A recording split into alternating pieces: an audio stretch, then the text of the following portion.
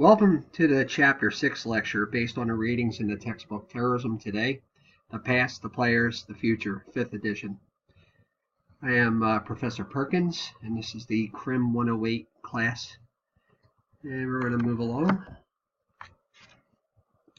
Our chapter agenda will include the following learning objectives. First, we're going to discuss the challenges facing freedom of speech and freedom of the press as they relate to religious depictions. Next, we're going to understand how international terrorist groups and cells can operate in Europe. Then we're going to describe how state terrorism was practiced by nations during the mid-20th century. And the fourth, we're going to discuss how right-wing and Islamist and extremist terror groups or individuals might use current attack methods as operational lessons for the future. And we have a fifth learning objective, and that is to compare the failure of the ETA campaign in Spain with the success of its Republican cousins in Northern Ireland. Like I said last lecture, you're going to see a lot of similarities with ETA and the IRA. So our first learning objective we're going to cover is to discuss the challenges facing freedom of speech and freedom of the press as they relate to religious depictions.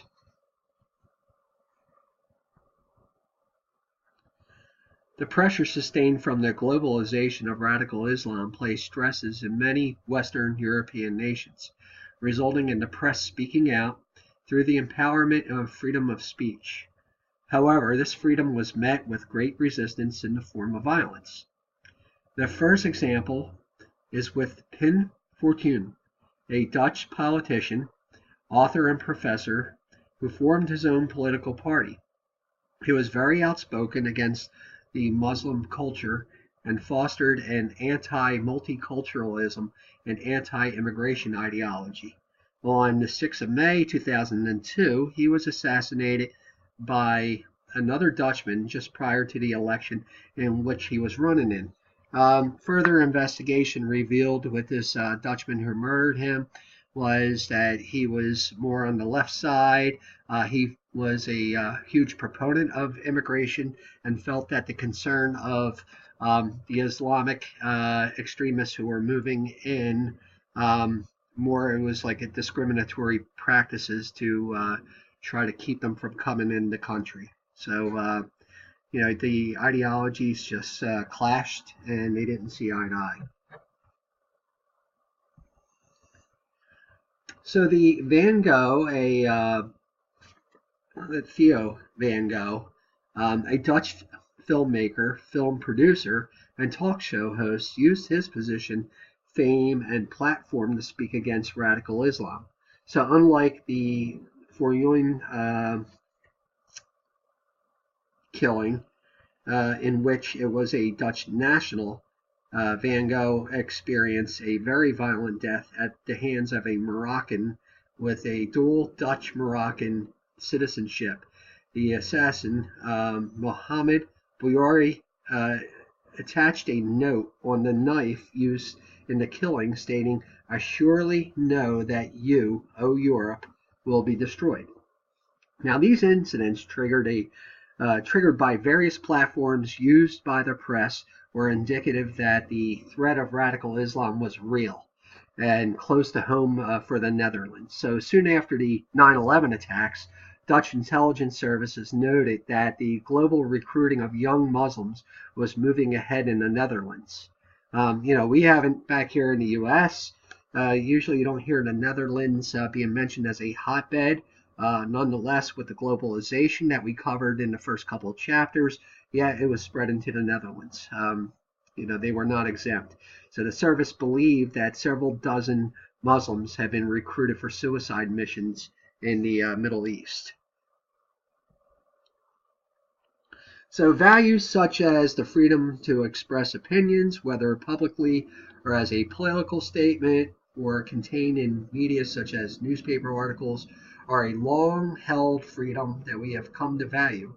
We may not agree with one person's opinion, but we fight for his right or her right to express such an opinion. So the attacks against the media are depicted here in this slide. Open criticism of Islam was a root cause. The Dutch newspapers. I know some of you have also heard this happening in France, especially with cartoonists, political cartoonists, depicting the Prophet Muhammad. It's a big no-no when it comes down to Muslims. You get very irate. Look at it as sacrilegious. So back to the Netherlands. The Netherlands is, has a gaining Muslim or increasing Muslim population, and the Muslim immigrants are mainly from the North African countries.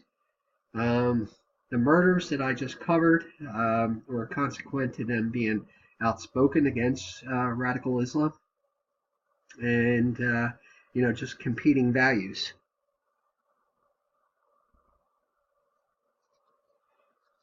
So the publication of a dozen cartoons depicting the Prophet Muhammad, as I just spoke about, in the Dutch national paper, Johannes Posten, resulted in a localized protest that escalated into the streets and resulted in riots.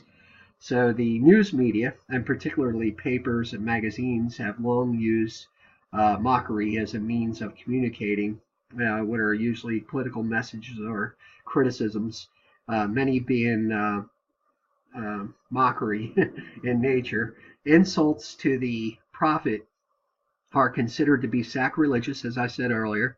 Islam forbids any depiction of the Prophet Muhammad. So when these cartoons appeared in 2005, the tensions in the European Muslim communities escalated. The rioting and deaths that ensued seemed totally out of context from any message the cartoons may have been intending to portray to a wider audience. So we having conflicting values present, you could see where, freedom of the press, freedom of speech, freedom of expression are going to clash with radical Islam, with the ideology that, there aren't freedoms to depict Muhammad in any such fashion. So first, essentially, you have a country that fosters that freedom of the press. Then you have a migrated religion imposing its value system on that country. And it sounds familiar, doesn't it? Think about what's happening here. Dearborn, Michigan, Texas. We're seeing it here. So just reflect some and determine with which side do you agree with. Keep your answers to yourself. But you'll notice, however, the imposition of radical Islam's value system results in serious conflicts and violence, including acts of terrorism, when there is a competing value system in the host nation. So here in the U.S., where we have a lot of Christians, I have seen Jesus depicted in many times in an unfavorable fashion. I mean, we see it all the time on social media. However, I don't remember assassinations or acts of terrorism consequent to the depictions. So we foster certain liberties here, and although we may not agree with all of them, we live with them. We understand everybody's right for expression, freedom of press, freedom of religion, and even embody them without incident. So moving on to the next learning objective, understand how international terrorist groups and cells can operate in Europe. So this slide provides samples of the numerous violent terrorist organizations in each respective country, region of Western Europe. There are a lot of dynamics associated with terrorism in Western Europe. Many terrorist factions stem from subcultures who have sought sovereignty or independence and had to globalize. Others formed as a result of the political or social ideologies, especially during the Marxist-Leninist movements of the 60s and 70s, and came into the introduction of radical Islam. Just going to leave this up for a little bit for you to look at.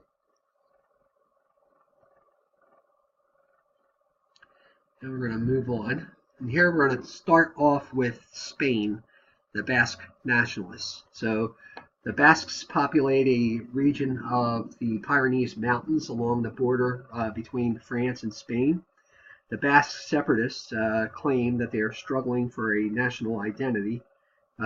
They speak their own language with dialect, their own dialect.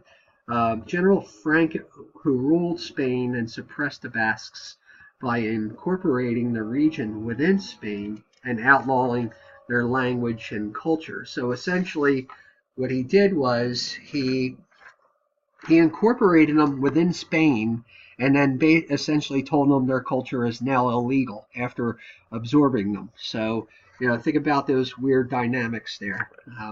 So it's kind of like entrapment if you think about it for the Basques.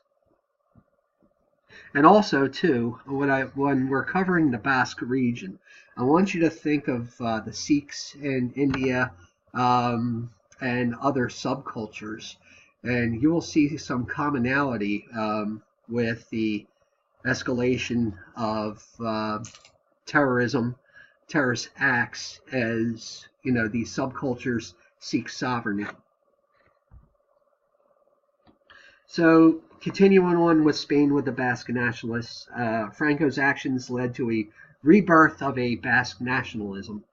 ETA, the Basque fatherland and freedom, is Zucati ta as Kansana. You just call it ETA and you're fine. Everybody knows what you're talking about. In fact, I hear ETA mentioned in the terrorist community and law enforcement community, homeland security community, and abroad more than its long drawn out name. So ETA established in 1959 to fight for the Basque independence.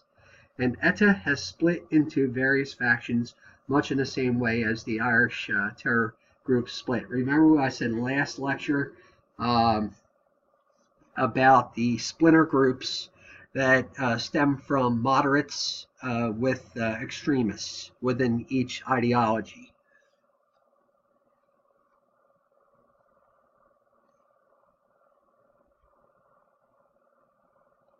So ETA's nationalist fever was set in motion by the actions of General Franco.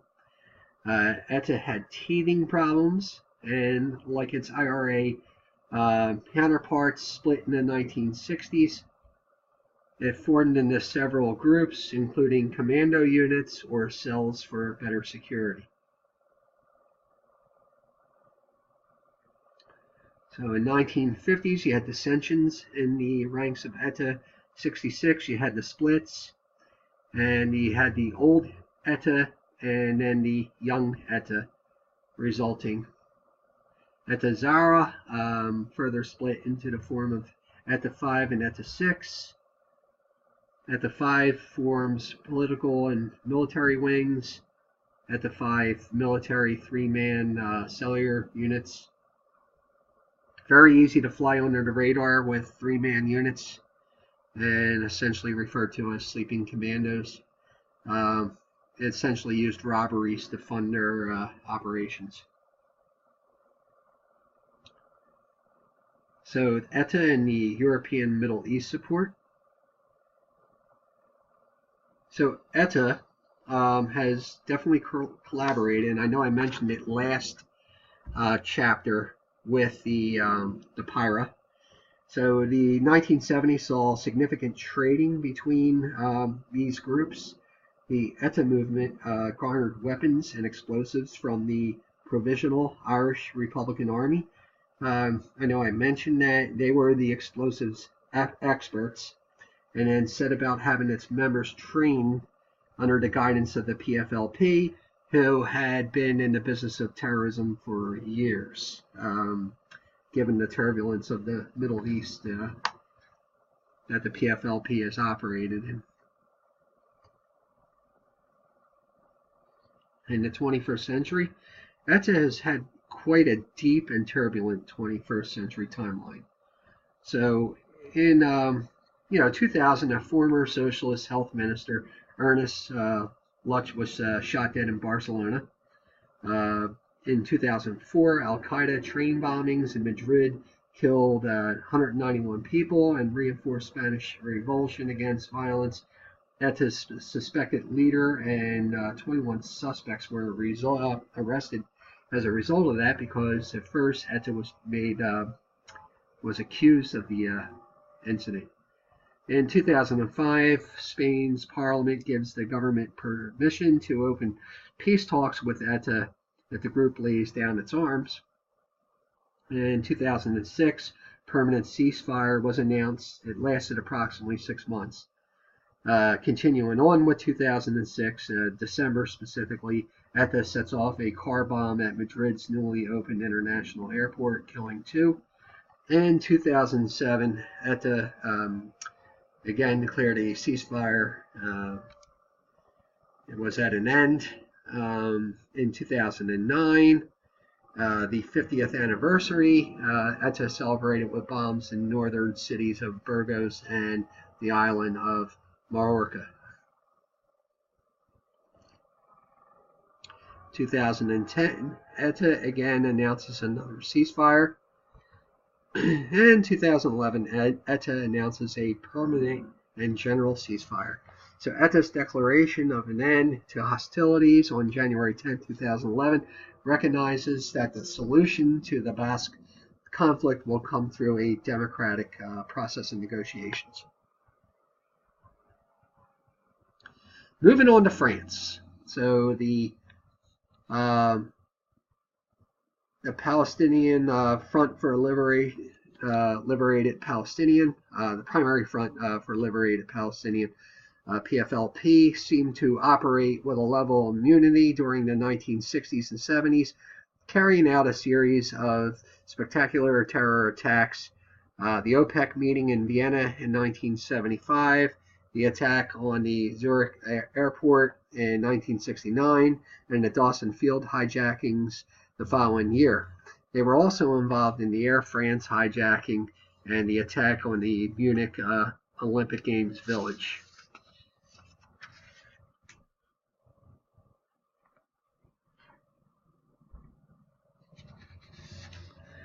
So very prominent in the 1970s, the Red Brigades were a truly worldwide organization operating from a Marxist, there you go again with the Marxism, platform and samurai traditions, and carried out varying types of operations. Most were in support of the Palestinian cause. They were also associated with murdering 2 U.S. sailors in Italy in 1988. So they pledge a worldwide Marxist revolution, strong support for the Palestinian cause, and carried out an attack on an airport in Israel, and murdered 2 U.S. sailors in Italy in 1988. So France has been the center of operations for international terrorism, but it also has its own brand of homegrown terrorists. Action Direct is the first one we'll talk about here as a Marxist terrorist group. There is a Marxist ideology again. So it emerged in the late 1970s and early 1980s. It began with a communist revolutionary organization and limited its focus to anti-American sentiment. So with its strong views on American interference in European affairs, it adopted an anti-American rhetoric of the Palestinian cause and began attacking Israeli Zionist targets and those associated with the capitalism and imperialism such as NATO. It worked in collaboration with other left-wing terror groups operating in Europe, particularly in Germany, France, and Belgium. One of the things you will notice when analyzing the terror organizations that fostered Marxist and Leninist ideologies were that they worked in a collaborative fashion, and they worked with some Middle Eastern factions like we talked about earlier. So first, the Marxist platform aligns well with the ideologies associated with Islam.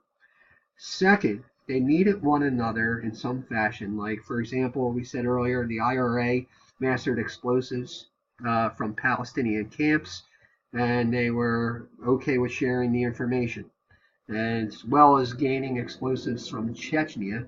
And we'll talk about Chechnya later in this course. But again, collaboration. You know, you provide me the weapons, I'll provide somebody else the training, I'll carry out missions for you. Finally, they all shared a common enemy, which we also talked about. That's involving the U.S. and any nation aligning with the U.S. So now, as Islam has globalized, the collaboration has extended from the Middle East to South America, with real estate and common enemies being the factors.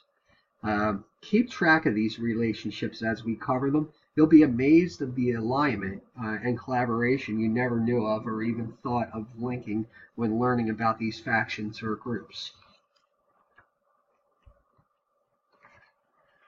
So with the unification of Germany, there has been significant downturn in left-wing violence in Europe. So Action Direct has always had to rely on support from other foreign groups such as the left-wing Red Army faction and Italy's Red Brigade, which we're going to cover here in a little bit. So Action Direct attacks both Jews and Israeli targets, attacks capitalists and imperialists, like we said earlier, targets NATO because of what NATO fosters, and support structure with other left-wing groups. Moving on to Germany. Left-wing campuses, such as the one in Berlin, were not new. Many universities were seeing a rise in both Marxist and communist viewpoints. The Vietnam War gave student movements the opportunity to rebel. So the movement was by no means large and had little sympathy in Germany.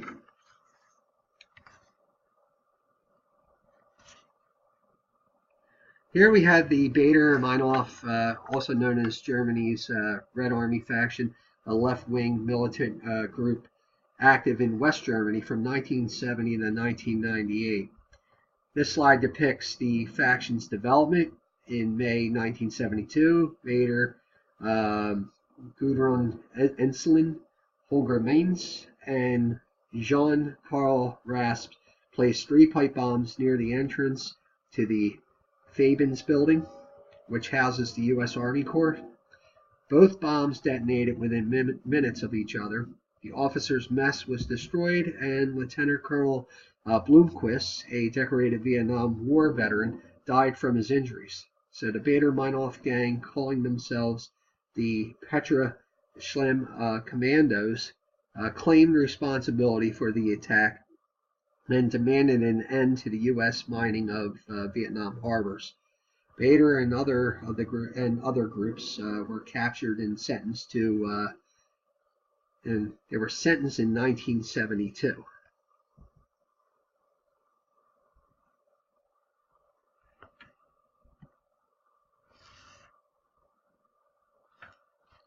And just to close out the development here,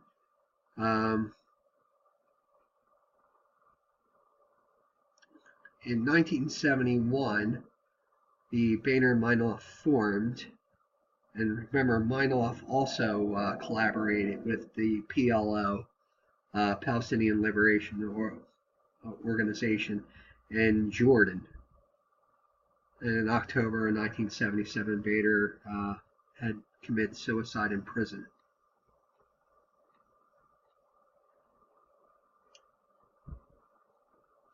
So we're going to move on to cover Al-Qaeda in France. So Algeria was once a French colony. It had supplied many immigrants to France. France itself has been a supporter of the Algerian government's action to curb armed Islamic groups, and they radicalized Westerners such as Richard Reed, the shoe bomber, and Courtaile's brothers all pursued their Islamist agendas from French soil. So although, now we're starting to hear more Middle Eastern activity in France, but you have to look at the date of the textbook. And this is the nature of the turbulence of teaching terrorism and being a student of terrorism, is that there's events that are constantly changing. It's why we kind of have to stick to the textbook when we discuss things, and for the tests, essentially, make sure you pay attention to my chapter reviews. While we may go off topic sometimes, and we may talk about current events, we have to stick to the text, because with terrorism, Just give it a year or two and your text can be obsolete, depending on the occurrences and activities associated with groups. So as in, back to the slide, as in Britain, the French mosques were the breeding areas for the indoctrinating young immigrants and converts. So Richard Reed, the shoe bomber, he boarded a flight from France to the U.S. with a bomb hidden in his shoe.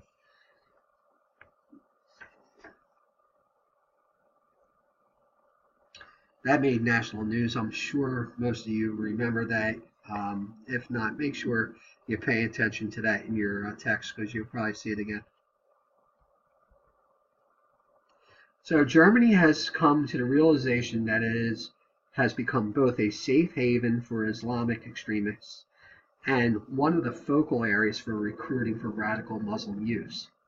Relaxed immigration laws, accompanied with a high population of students from North Africa and Middle Eastern countries, have contributed to its rich history with terrorism.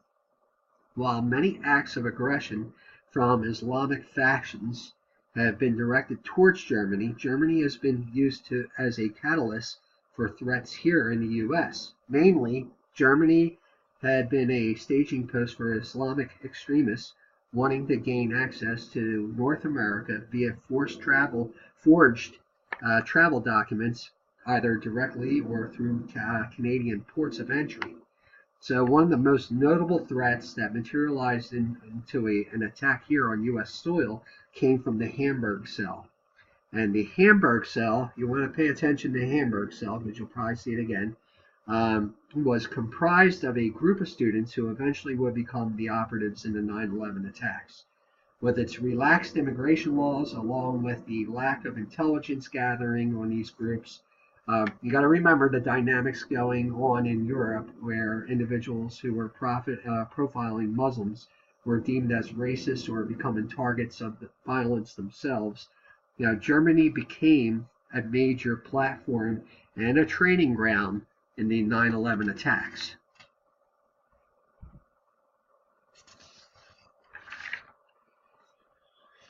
So the Hamburg cell was highly sophisticated. In addition to orchestrating its members to receive flight training and even rehearsing the attacks, the sophistications of the group fostered leaders to evaluate, approve, and supervise the planning, communications and directions of the operatives, a personnel system to recruit candidates, vet them, indoctrinate and train them, and intelligence effort to gather required information and form assessments of enemy strengths and weaknesses.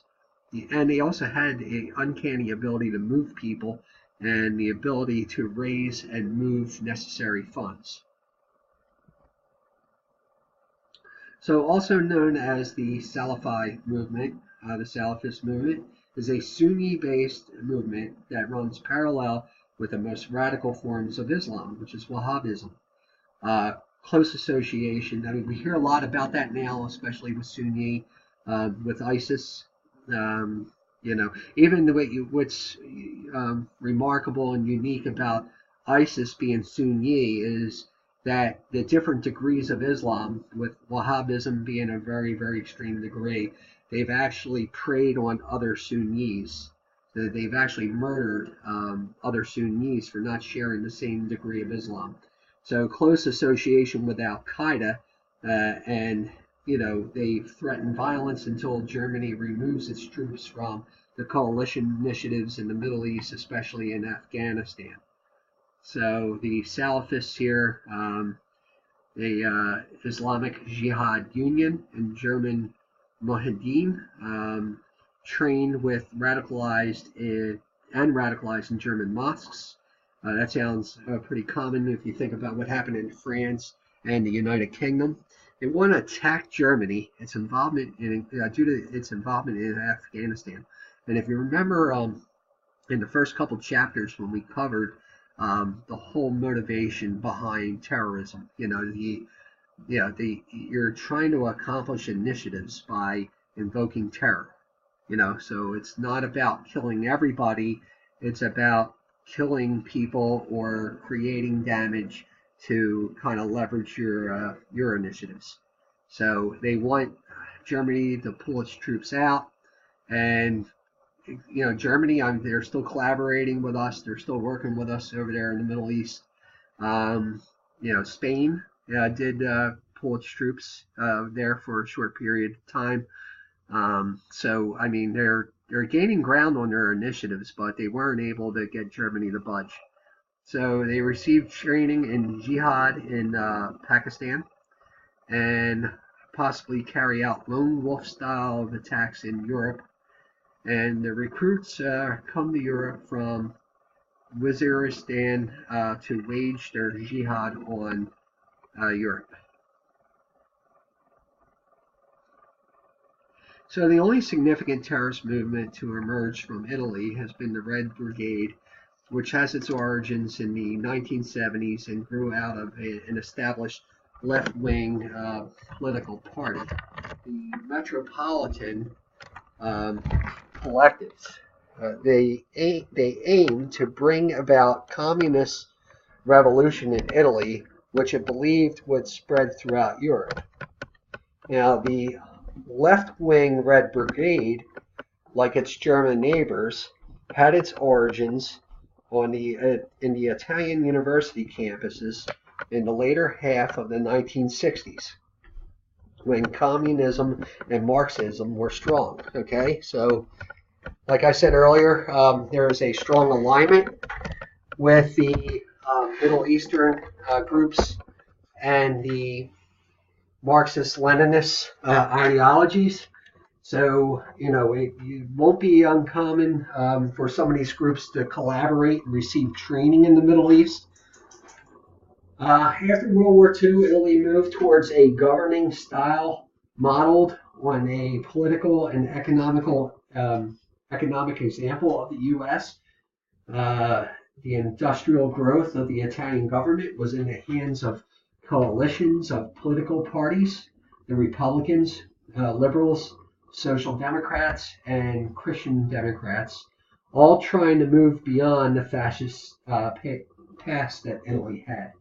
So, while taking advantage of the need of industrial growth and foreign trade, Italy had neglected the social structure of the country. So, the bubble bursted in 1968 with a cultural style revolution in the universities and schools, and was quickly followed in 1969 with the worst union unrest in the industrialized North that Italy ever experienced. So the unions could not be pacified, and factories were seized and occupied by both workers and student demonstrators. So workers and management were intimidated and attacked. All this became the fertile ground for the emerging Red Brigade. So the Red Brigade took baby steps expressing its discontent politically and graduated to small bombings to achieve socioeconomic agendas. The faction eventually perfected the art of kidnapping and grew more active in the 1970s. With their newly mastered MO, they were able to leverage money and negotiate demands. So two notable kidnappings were not for money. Actually, they were with Aldo Moro and General James Dozier, who was notable. What was notable about Moro's kidnapping, beside the fact that he was the president-elect, was that it was for execution in an effort to socialize its agenda. It wasn't for ransom. Usually in the past, and historical data has illustrated that most kidnappings are for ransom, and this was just for execution, which is definitely got their point across. That's for sure.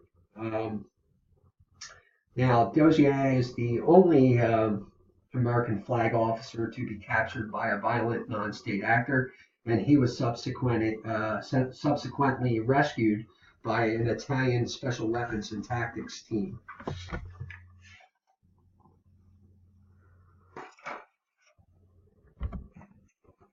So, moving on to Greece, November 17, They're a left-wing Marxist-Leninist group. Okay, we have it again. Operated throughout Greece with impunity until 2003. Anti-Europe, anti-US, and anti-NATO. Anti-everybody. First attack was with the assassination of U.S. CIA Station Chief Richard Walsh in 1975. And from 1975 to 1985, they carried out 6 attacks. And from 1985 to 2003, they carried out 345 bombings. So they were very busy. The failure to track down November 17 was a sad reflection on the internal workings of the Greek government and its security services.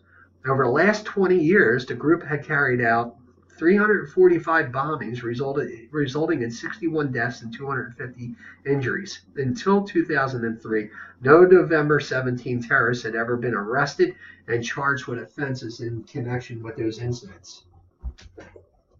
So going into Turkey, we had Death Soul.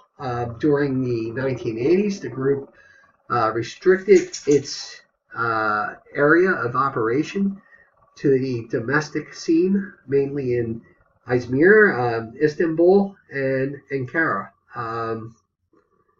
With the Middle East crisis and the Desert Storm operation against Iraq, the group began attacks on the U.S. military personnel. The group launched a rocket attack at the U.S. consulate in Istanbul in 1992. Internal factional fighting has disrupted the group's activities. So again, we have another left-wing Marxist group. Originates from the 1970s split of Turkish People's Liberation Army. It's anti-NATO and anti-US and aims for a popular working class revolution. So the leadership and organization of the Kurdistan Workers' Party originated from the students' movement in Ankara University. Abdullah Öcalan, the leader who is not behind bars in Ankara, but still a leader, set up an organization with the specific aim of liberating the Kurds. Okay, he was considerably brutal in his methods and used his version of terrorism on his own followers and fellow Kurds. By executing the dissenters, any dissent in the group was put down. He is suspected of killing more than 10,000 Kurds during the 1980s, and the executions were employed as a form of motivation for Kurds to side with the Kurdistan Workers' Party. Operating in southeastern Turkey, this terror group seeks to set up a Kurdish state fashioned on Marxist lines. So again, we have another group seeking sovereignty. Remember ETA and the Basque regions, right? It sounds familiar. So the PKK, which is the Kurdistan Workers' Party, launched its first attacks in 1984, and it's associated with 45,000 casualties. Now, the turmoil caused by Operation Iraqi Freedom in 2003 provided a safe environment for the PKK to regroup and reorganize because our attention was elsewhere. Also, too, with Turkey being aligning with us for many of these recent years as an ally before the recent turbulence has gone on there, it kind of like gave PKK a little bit of a blanket of protection to operate. You know, our attention was divided, and we were looking for more for relationship building at the time, rather than looking to see what PKK was up to. So since then, it has gained strength and a new structure, extending its power to European soil, creating broadcasting platforms for propaganda purposes, and securing new means of funding. In 2010, it launched an impressive number of attacks against Turkish troops, infrastructures, and cities. The group remains a threat, especially with Turkey's oil and nuclear initiatives.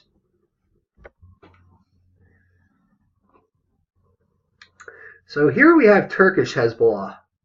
That's right, we're talking about Hezbollah in Turkey. And I know you've heard me mention Hezbollah before. It's definitely a real threat, current threat, very contemporary. Um, so here, it's not to be confused or linked with the Lebanese Hezbollah. Um, Much like the Hezbollah that's moved into South America, it's somewhat splintered. It's found and also to Africa, found it in throughout Africa. Founded in 1980s by student activists. Members went to Iran for training. That's the state sponsoring of Hezbollah. And it's not considered a proxy for Iranian operations in Turkey. It operated in Kurdish area of southeastern Turkey, and it carried out attacks against the PKK elements. Mainstream Turks believe Turkish Hezbollah is an instrument of the Turkish state. So the assassination has been Hezbollah's most common tactic, usually involving a daylight attack, often by pairs of young assassins. Now, the numbers killed in such attacks between 1992 and 1995 amount to over 1,000. Not only did Hezbollah attack PKK, but by the end of the last decade, it was targeting specific senior security officials who were responsible for arresting Hezbollah members. Now, Hezbollah, apart from its normal tactic of assassination, had also reported to extreme levels of torture, including burning and burying its targets while they were still alive. Turkey continues to view PKK as a greater threat than Hezbollah.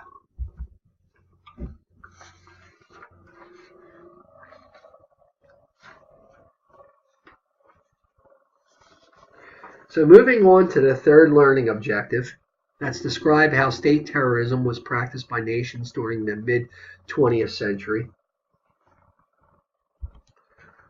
So we are raising state terrorism as the juncture for Europe, right? Much of what took place in the lead up to World War II is all about the state of Germany terrorizing its own people.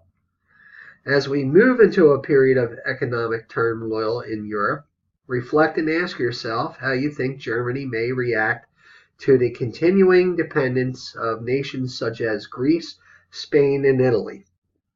Do you expect to see a rise in extreme right-wing movements? Think about what's happening here.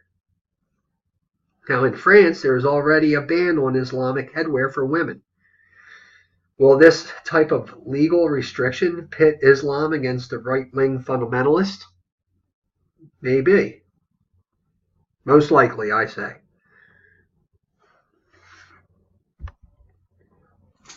Now we're going to move on to the fourth learning objective, and that's to discuss how right-wing and Islamist and extremist terror groups or individuals might use current attack methods as operational lessons for the future. So there is no shortage of lessons learned from history, that's for sure.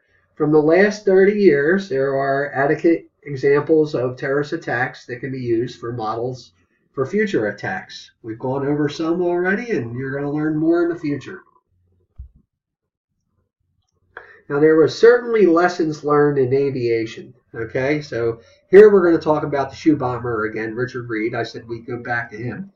In 1992 to 1994,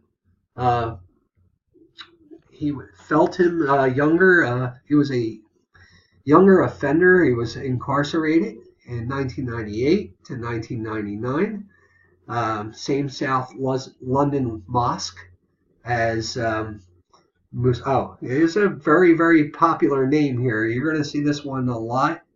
Zacarias Moussaoui.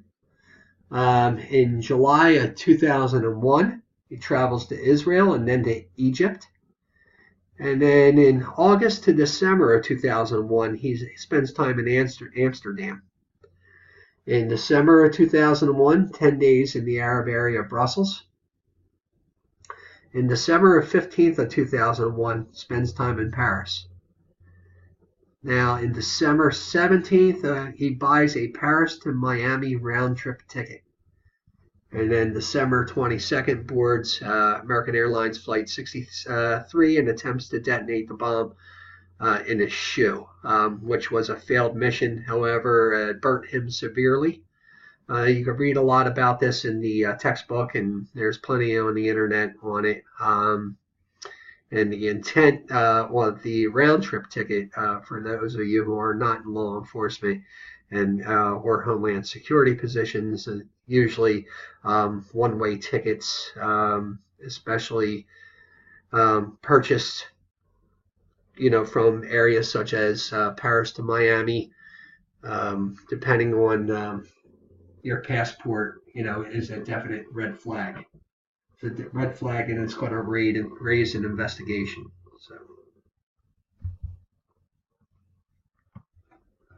So the fifth learning objective here is to compare the failure of the ETA campaign in Spain with the success of its Republican cousins in Northern Ireland.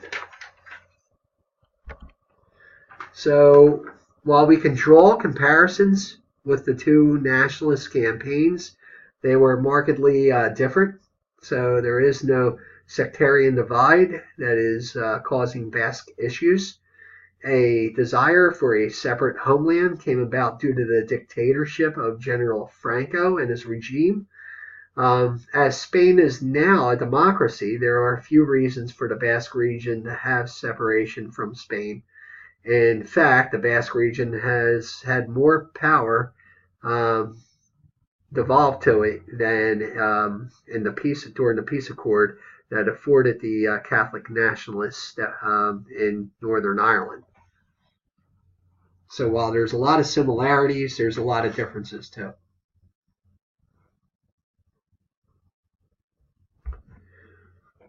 So we've now moved to our chapter review for chapter 6. And like I said, while a lot of this will correspond with what we went through during the lecture, you want to pay attention to this because a lot of this is revisiting key material that you should have picked up on in your reading. So we're going to start. Remember, the underground Corsican movement of Armata Corsa opposed links between the Corsican mafia and the nationalists. Remember, the Jyllands Posten is the name of the Danish newspaper organization that published cartoons created by a Dutch cartoonist. Remember, they were depicting the Prophet Muhammad and created a lot of problems. Okay. Samuk al-Islam is the name of the jihadist forum that posts information relative to jihadist ideology.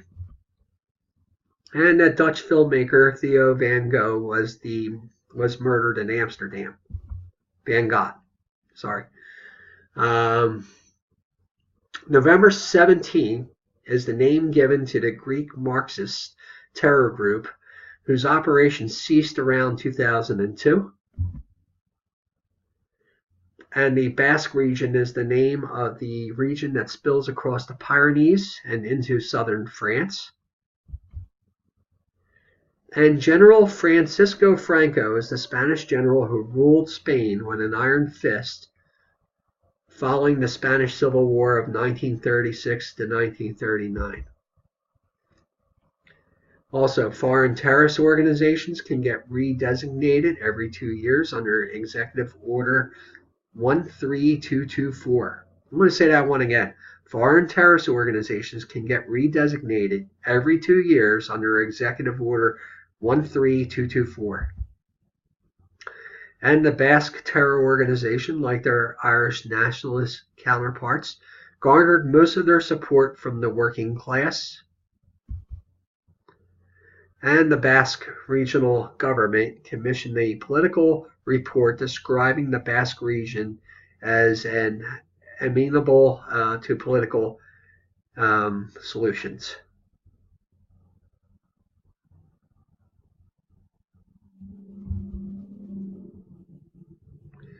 And the Fighting Commandos was the name given to the three-man cells used by the Basque terrorist military operations in the 1970s. Continuing on with our review,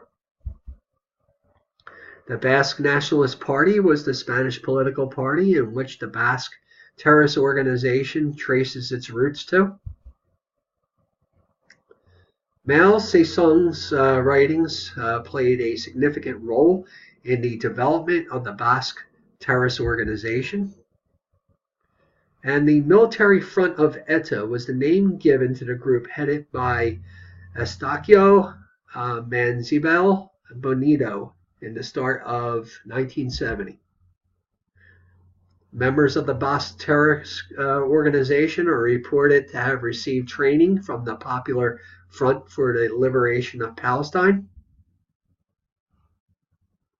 In 2002, terrorists from the Basque region targeted the very lucrative Spanish industry of tourism.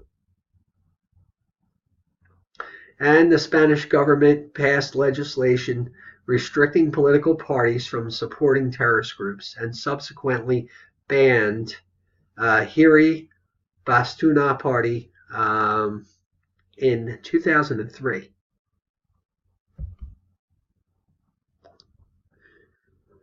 The Spanish city of Malaga's train stations were bombed by Islamic terrorists in 2004. And many observers compare the ETA movement to the Irish Republican Army and Northern Ireland, but their tactics are very different. While the IRA preferred explosive devices, ETA preferred kidnapping and extortion. And the 5-decade-long campaign for a Basque homeland has cost more than 850 lives. So in summary, we have discussed the challenges facing freedom of speech and freedom of the press as they relate to religious depictions. Understand how international terrorist groups and cells can operate in Europe. We have described how state terrorism was practiced by nations during the mid-20th century. And we have discussed how right-wing and Islamist and extremist terrorist groups or individuals might use current attack methods as operational lessons for the future. And finally, we have compared the failure of the ETA campaign in Spain with the success of its Republican cousins in Northern Ireland. So that concludes the Chapter 6 lecture. I thank you for participating in it. Stay tuned for the Chapter 7 lecture. And until then, make sure you check Blackboard for this week's or this class's deliverables and expectations. Thank you very much.